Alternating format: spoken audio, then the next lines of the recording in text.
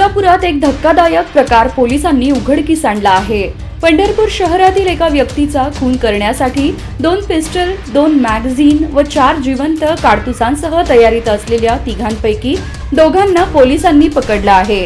या कारवाई दरम्यान एक आरोपी पळून जाण्यात यशस्वी झाला। गोपाळ अंकुशराव याच्यासह तिघांवर या प्रकरणी गुन्हा दाखल करण्यात आला आहे। पंढरपुरातील एका व्यक्तीचा बुधवारी दुपारी गोळ्या घालून खून होणार असल्याची माहिती पंढरपूर पोलिसांना मिळाली होती। त्यानुसार उपविभागीय पोलीस अधिकारी डॉक्टर अर्जुन भोसले व विश्वजित घोडके यांनी संबंधित ठिकाणी साध्या वेशात पोलीस पथके उभा केली होती। पंढरपूर मधील जुना कासेगाव रोड येथे मोटरसायकलीवरून येत असताना पोलिसांनी दोघांना गराडा घालून जागीच पकडलं, तर दुसऱ्या मोटरसायकलीवर असलेल्या व पळून गेलेल्या व्यक्तीचे नाव यश ज्ञानेश्वर अंकुशराव राहणार कोळी गल्ली पंढरपूर असल्याची माहिती मिळत आहे। पकडल्यानंतर त्यांच्याकडे शस्त्र वापरण्याचा परवाना नसल्याचं स्पष्ट झालं। युवकांच्या कमरेला प्रत्येकी एक लोखंडी देशी बनावटीचे 2 पिस्टल, 2 मॅगझीन व 4 जिवंत काडतुसे मिळून आले आहेत।